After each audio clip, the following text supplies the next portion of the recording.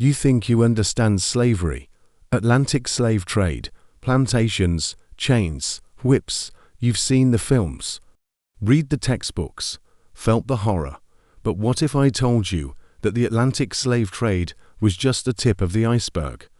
What if there was another slave trade, longer, deadlier, and so destructive that it didn't just enslave people, it erased entire civilizations? This is the history they don't teach, a 1,400-year system of subjugation, so advanced it turned human suffering into a profit equation. Verified in Ottoman archives, Islamic legal codes, ignored in textbooks, perhaps because it's just too uncomfortable.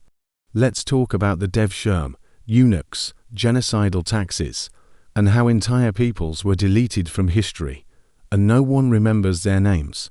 This is not a history lesson.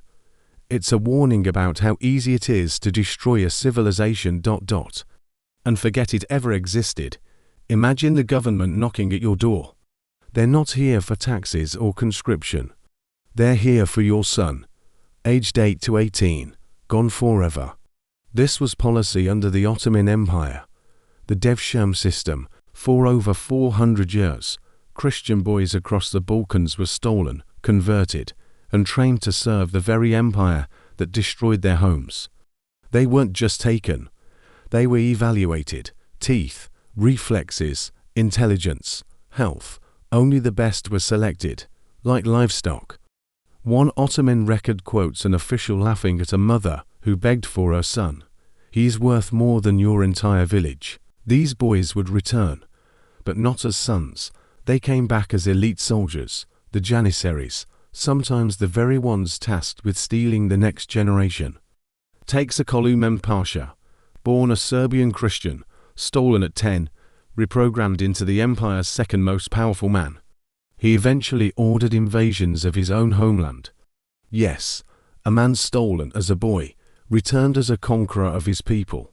He even built a bridge in his home village, a gesture of memory. Not quite. It was a military asset to make future invasions easier. His legacy is not one of kindness, but cold efficiency. In 1463, the village of Gornje Podrinj lost every boy, every single one, without youth to farm or inherit. The village collapsed within a generation. Today, archaeologists find homes abandoned mid-meal, tools left in fields. A society erased, not by war or famine, but by the calculated theft of its children. Parents sometimes mutilated their sons, cutting off fingers, blinding eyes, just to make them unfit for selection. That's how bad it was. If child theft was one horror, castration was another. And it gets worse. In centers like Aswan and Cairo, boys often captured from East Africa were castrated en masse. Death rate: 90%, 9 out of 10 boys died during or after the operation. And yet the industry thrived, because one surviving eunuch could fetch 3 times the price of a non-castrated slave.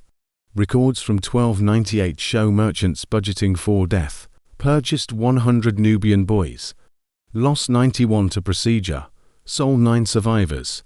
Net profit, 275 dinars. Slavery wasn't just accepted, it was optimized. We're told Atlantic slavery lasted 400 years. It lasted 1,400 years, from the 7th century to the 20th.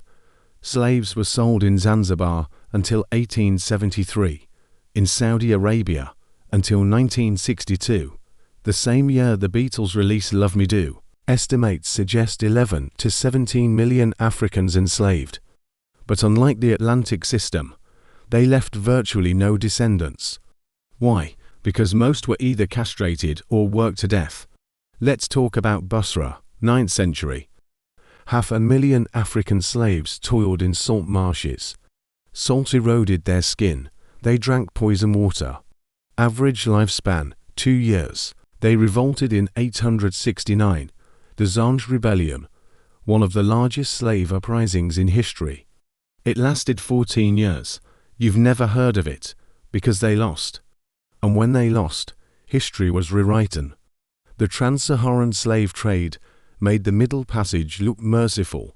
20 routes, thousands of miles, no food, no water, 80% mortality rate. Skeletons still line the sands, some wells surrounded by mass graves. Bodies too weak to continue, executed on the spot. Ottoman records list acceptable losses, -85% for the Chad to Tripoli route. They factored death into the business model. Atlantic slavery left 42 million descendants. Islamic slavery, almost none. Why? Because it wasn't just about labor. It was about control.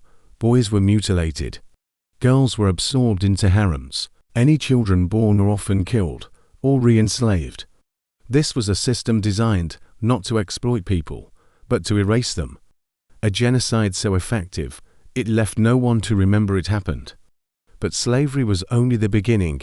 The jizya and kharaj taxes weren't just financial. They were mathematical weapons of conversion. Christian and Jewish subjects were taxed up to 80% of their crops. In Egypt, tax records show Christian families losing children to starvation, then converting to Islam just to survive.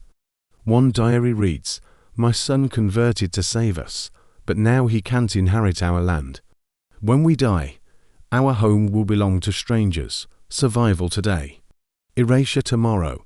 Language, religion, memory. All gone. Zoroastrianism, once the dominant religion of Persia, nearly wiped out. Temples destroyed, priests executed, sacred fires extinguished. Coptic Egyptian, a language with roots going back to the pyramids, systematically erased. When the last native Coptic speaker died in the 17th century, a 5,000-year language died with her. Even India was not spared. Between 1000 and 1027 CE, Mahmud of Ghazni destroyed over 50,000 temples, gold idols melted, statues shattered, libraries burned. A culture of knowledge, poetry, astronomy, medicine turned to ash. He embedded broken idols in mask steps, forcing Hindus to step on their gods just to enter. This isn't history. It's obliteration.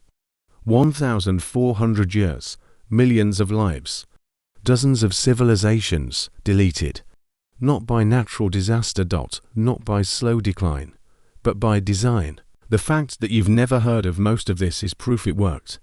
And that's why we're telling it now, because memory is resistance and forgetting is how it happens again.